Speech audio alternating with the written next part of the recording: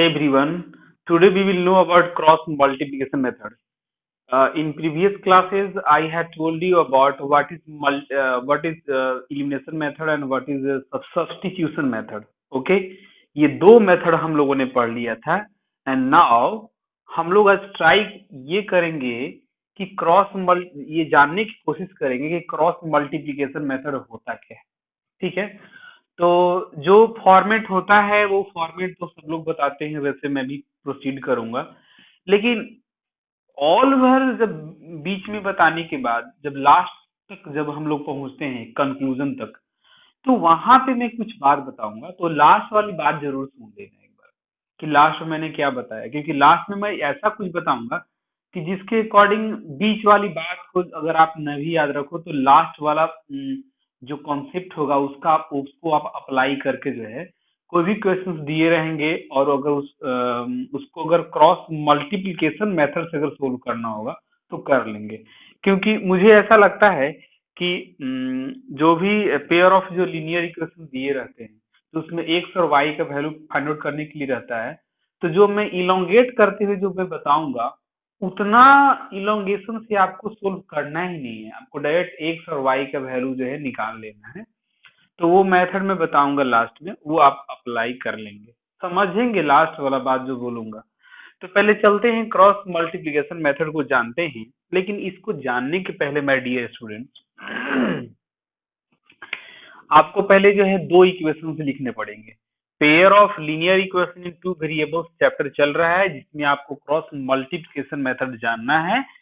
तो पहले pair of जो है लीनियर इक्वेशन को लिखना जरूरी है। तो a1x plus b1y plus c1 is equal to 0, ये हमारा पहला इक्वेशन हो गया। अब x और y तो वही रहेंगे, a1 b1 और c1 जो है दूसरे इक्वेशन के लिए चेंज कर जाएगा, इसलिए होगा a2x plus b2y plus c2 is equal to 0। इस फॉर्मेट में जो है आपको दो इक्वेशंस जो है लिखना है। किसी भी तरीके से जो है इक्वेशन दिया रहे, अगर इधर इज इक्वल टू करके 5 लिखा रहेगा तो उसको आप इधर लेकर के एलएचएस में -5 आप लिखोगे, ताकि ये फॉर्मेट आ जाए आपका। गिवन जो इक्वेशन होगा इस फॉर्मेट पे लिखोगे, क्योंकि जो मैं फॉर्मूला बताने जा रहा हूँ, जो कॉन्सेप्ट बताने जा रहा हूँ, इस फॉर्मेट पे बता रहा हूँ। अब काम ये करना है कि आपको पहले x का, y का और ये यहाँ पे एक 1 का जो है ऐसे लिखना होगा। अब ऐसे समझ लो कि ये स्टार्ट कैसे करना है। तो ये फर्स्ट टर्म है, ये सेकेंड टर्म है और ये थर्ड टर्म है, ठीक है ना। तो अगर आपको x का लिखना है तो x को आप ऐसे हाइड करोगे, ठीक है ना, x को आप ऐसे हाइड कर लोगे तो हमारे पास b1 b2 बच रहा है, c1 c2 बच रहा है, ठीक है ना। तो हम स्टार्ट लिखेंगे कैसे, बेसिकली स्टार्ट करेंगे b1 से, b1 b2, और फिर जब इसको हाइड करेंगे, क्योंकि x को तो हमको लिखना ही था, तो हाइड करेंगे तो b1 by b2 और c1 by c2, यहाँ पे हो जाएगा c1 by c2 ऐसे करके। नाउ अब जब y को हम लिखना स्टार्ट करेंगे तो y को बेसिकली से हाइड कर देंगे, तो हमारे पास इधर से बच रहा है a1 a2 और इधर से बच रहा है c1 c2, ऐसा दिख रहा है आपको। तो क्या काम करेंगे, पहले से c1 और c2 लिखा हुआ है, तो अब यहाँ पे हम a1 और a2 को लिख लेते हैं, a1 और a2। देख लो, जब आपने अगर ऐसे y को अगर हाइड किया तो यहाँ पे a1 और a2 है तो a1 और a2 कर दिया, और क्योंकि इधर c1 और c2 है तो ऑलरेडी c1 c2 लिखा हुआ है। क्योंकि हम लोग जो है ना किस तरीके से चलने वाले हैं, ये वाला जो c1 c2 है x के लिए भी ले लिए और y के लिए भी हम c1 c2 ले लेंगे, ठीक है ना, इसके लिए भी, ठीक है। तो मतलब है कि पहले ये दोनों से मतलब हम चलेंगे, फिर ये दोनों से ऐसे चलेंगे, इसीलिए इसमें c1 c2 आ जाएगा। अब आप ये देख लो कि b1 by b2, c1 by c2 और a1 by a2, तो अब यहाँ पे a1 by a2 के बाद यहाँ पे b1 by b2 लिखना, कैसे लिखोगे मैं यहाँ पे दिखा देता हूँ। अब इसको आप अगर आप हाइड कर देते हो, c1 by c2 क्या कर देते हो, हाइड कर देते हो, तो हमारा A1/A2 आ रहा है, ठीक है। तो A1/A2 लिखा हुआ है, और यहाँ पे B1/B2 आ रहा है, तो अब यहाँ पे B1 बाई क्या करोगे, B1/B2 करोगे। ये तरीका हुआ। अब कैसे, तो इसमें इसमें ऐसे मल्टीप्लाई करना है, ठीक है, और फिर ये वाले को कर देना है सब्ट्रैक्ट, ये वाले को सब्ट्रैक्ट कर देना है, माइनस, फिर से ये दोनों को आपस में मल्टीप्लाई करना है, इसको यहाँ से सब्ट्रैक्ट करना है, फिर इसको यहाँ से यहाँ ऐसे मल्टीप्लाई करना है, इसको यहाँ से यहाँ सब्ट्रैक्ट करना है। अब फॉर्मेट कैसे तैयार होगा दिखा रहा हूं मैं। अब x पहले लिखोगे, और x के नीचे आपको लिखना है B1 इंटू C2, यानी कि B1 इंटू C2 माइनस, ठीक है, B2 B2 into C1 minus B2 into C1 हो गया। ये x हो गया, x के लिए फॉर्मेट इज इक्वल टू, अब y में चलेंगे, क्योंकि यहाँ पे x का पार्ट था, ये यहाँ पे y का पार्ट है, तो y के नीचे क्या लिखेंगे, तो y के लिए ये वाला part, C1 into A2, C1 into A2 minus C2 into A1, C2 into A1। इस तरीके से y का हो गया फॉर्मेट, और उसके बाद फिर 1 करेंगे, क्योंकि 1 का यहाँ पे फॉर्मेट हम लिए हैं, मतलब कांस्टेंट वाला पार्ट एक लेना है 1, तो 1 के लिए मतलब ये एक ऐसा मतलब जैसे मैं बता रहा हूँ वैसे ही आपको समझना है। आपको सर यहाँ 1 क्यों नहीं लिए, 2 क्यों नहीं लिए, क्योंकि जब यहाँ पे अगर 1 नहीं लेंगे, अगर कोई अगर और नंबर ले लेंगे तो वो गलत हो जाएगा, कुछ एक्स्ट्रा आंसर आ जाएगा, समझे। तो 1 हम क्यों ले रहे हैं, क्योंकि हम फिर आपको आगे बताने वाले हैं कि किस तरीके से इस ये दोनों को इक्वल करके x का वैल्यू निकालेंगे, और ये दोनों को इक्वल करके y का वैल्यू निकालेंगे, ठीक है ना। ये और इस फर्स्ट और लास्ट को है ना इक्वल करके x का वैल्यू, और सेकेंड और लास्ट को इक्वल करके y का वैल्यू निकालेंगे, इसलिए यहाँ पे 1 लिखा जा रहा है, ठीक है ना। ओके, अब 1 के लिए चलेंगे, तो 1 के लिए तो पहले A1 into B2 minus A2 into B1, A2 into B1, ऐसे करके ये फॉर्मेट तैयार हो गया। अब हम लोग क्या करेंगे कि 1/1 पहले फर्स्ट और लास्ट को लिख करके इक्वल करते हैं, मतलब फर्स्ट वाले को आप लिखो क्या है, x बाई क्या लिखा हुआ है, x by B1, x by B1 into C2 minus B2 into C1, ऐसे करके लिख दिया मैंने, ठीक है।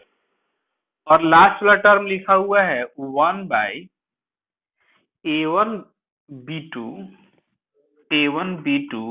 माइनस A2 B1 ऐसे करके लिखा हुआ है। अब क्या काम करना है, ये दोनों को क्रॉस मल्टीप्लाई करेंगे, ठीक है ना। तो क्रॉस मल्टीप्लाई करेंगे, तो आप ऐसा करो कि ये दोनों को मल्टीप्लाई करो, या इस वाले पूरे पार्ट को यहाँ पे भेज दो, क्योंकि अगर ये यहाँ भी रहेगा और ये 1 से मल्टीप्लाई करोगे तो वही प्रोडक्ट देगा, और अगर यहाँ पे आप रख भी दोगे तो फिर वही का वही प्रोडक्ट आएगा। तो आप इसको लिख सकते हो कि x is equal to B1 into C2 minus B2 into C1 by, ये वाला वैसे का वैसे ही रहने दो, मतलब इसको उठा करके 1 के प्लेस पे रख दीजिए, A1 B2 minus A2 B1, ठीक है। तो हमारा ये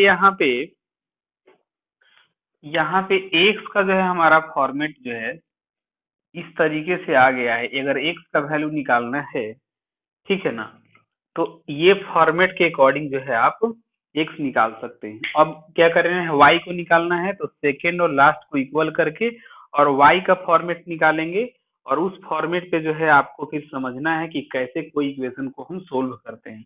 तो पहला जो इसमें फॉर्मेट है, नाउ फिर से y by C1 into A2 minus C2 into A1 is equal to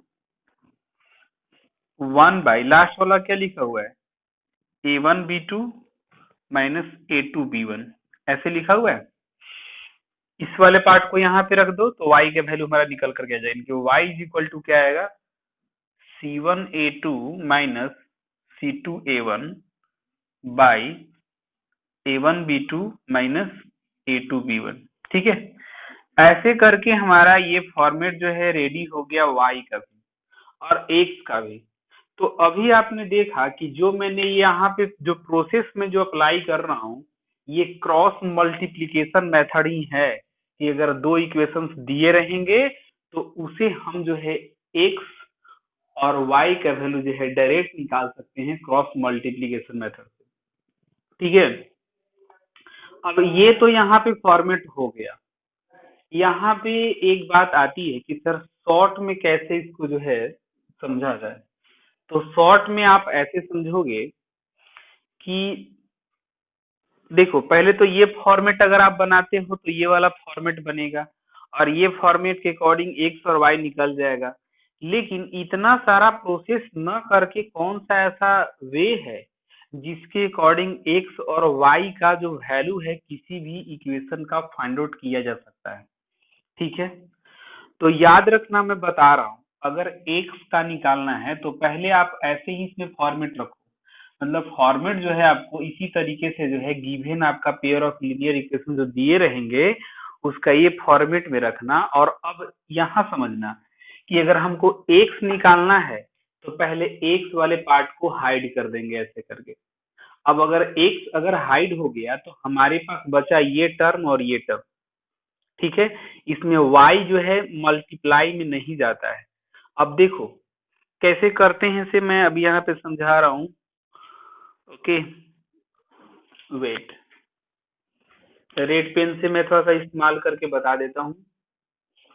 तो देखो, पहले ये दोनों को मल्टीप्लाई करना है, इससे इसको मल्टीप्लाई करोगे, b1 into C two, b1 into C two हो गया।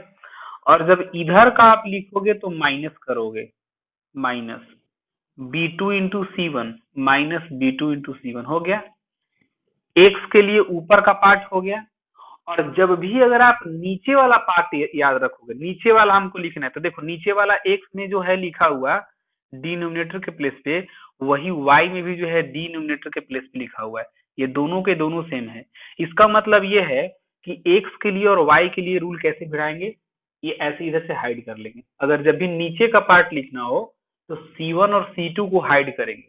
अब नीचे वाला कैसे टर्म आएगा, तो अब C1 को हाइड करेंगे, ऐसे करके C1 को हाइड करेंगे।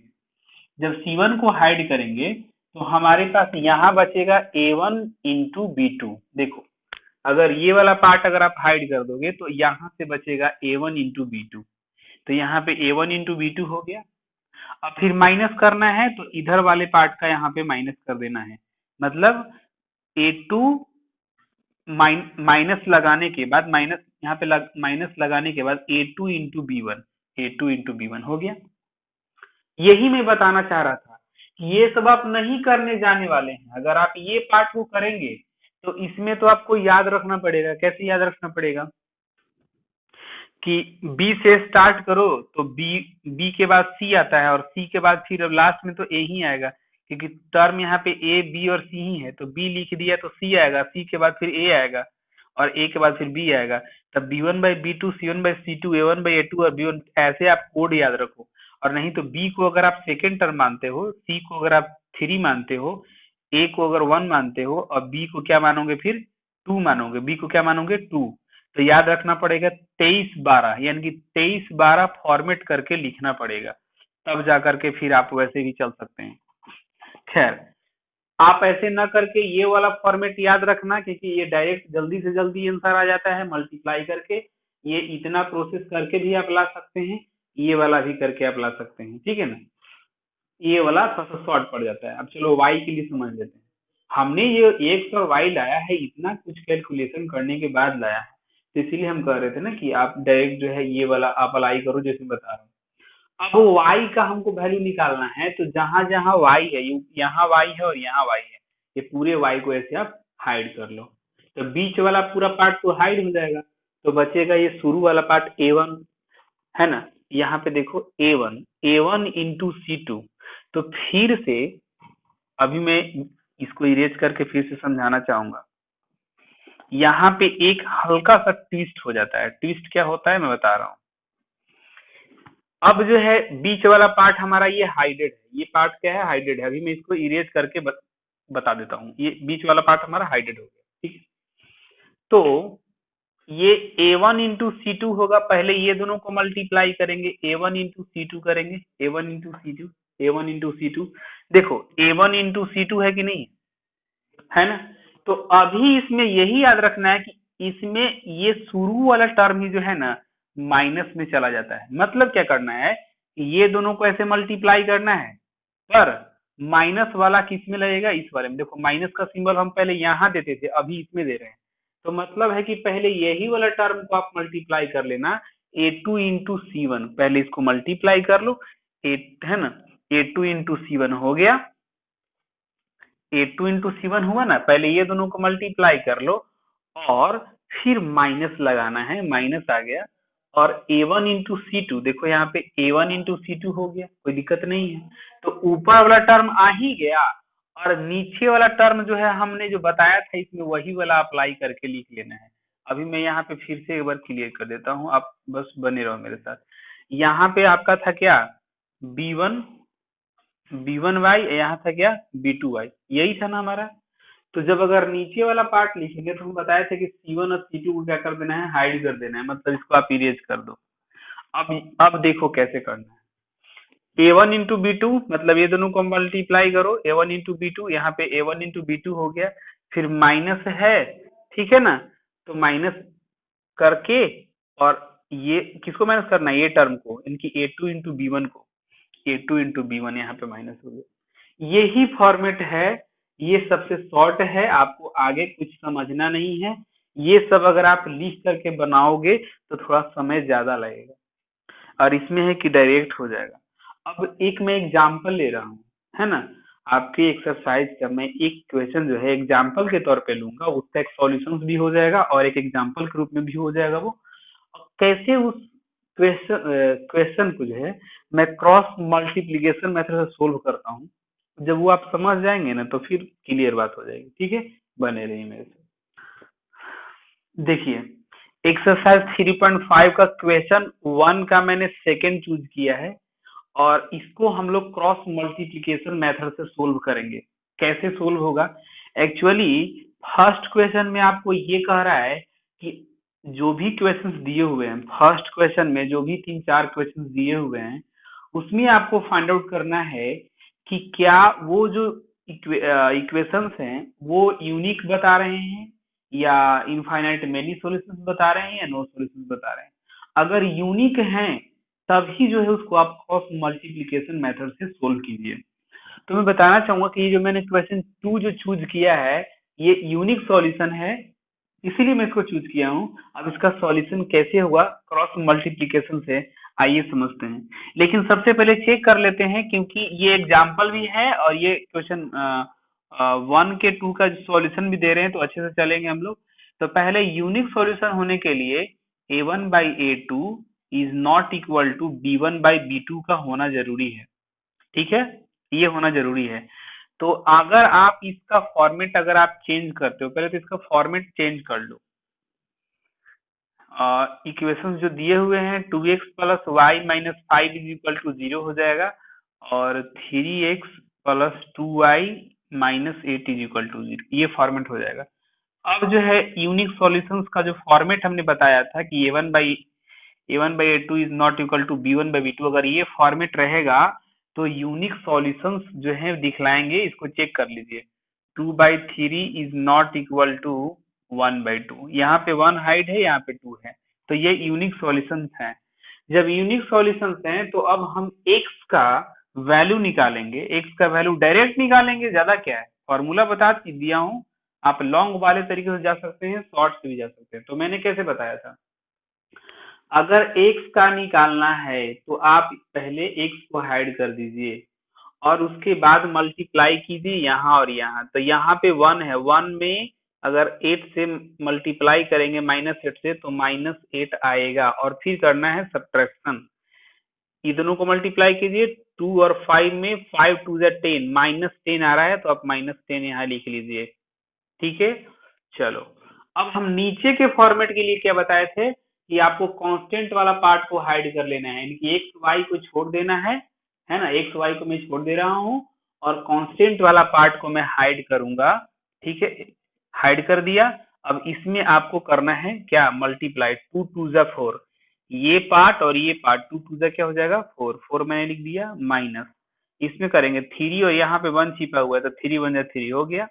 अब इसको कर लेते हैं सॉल्व हम लोग, -8 माइनस माइनस +2 हो जाएगा, 10 यहाँ पे आ जाएगा, ठीक है, और नीचे तो सब्ट्रैक्ट हो कितना आएगा, 1 आएगा, इज इक्वल टू क्या आया आपका, बोलिए, 2 आ गया। एक्स का वैल्यू 2 डायरेक्ट आया या नहीं आया, देख रहे हो ना कैसे आ रहा है। तो मतलब जो हमने शॉर्ट तरीका लास्ट में बताया था, अगर आप वो अप्लाई करते हो तो बहुत जल्दी जो है एक्स का वैल्यू आएगा। अब वाई का वैल्यू देखते हैं कि क्या आता है।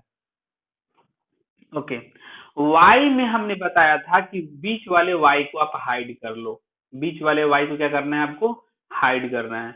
तो हमारे पास लास्ट का और ये फॉर्मेट बचा है, तो 2 में 8 से मल्टीप्लाई, ये दोनों को ना पहले मल्टीप्लाई करके ये दोनों को करते हैं, हम बताए थे कि वाई वाला में थोड़ा उल्टा हो जाता है, ये दोनों को, तो 5 3 जब 15 माइनस हो जाएगा 15 में, और फिर सब्ट्रैक्ट कर देंगे, क्या सब्ट्रैक्ट कर देंगे, इसको, है ना, 8 2 जा 16, माइनस में 8 2 जा जो है 16 आ गया, और नीचे वाला फॉर्मेट जो यहाँ होगा वही यहाँ होगा, तो यहाँ 4 3 है तो यहाँ भी तो 4 3 होगा ना।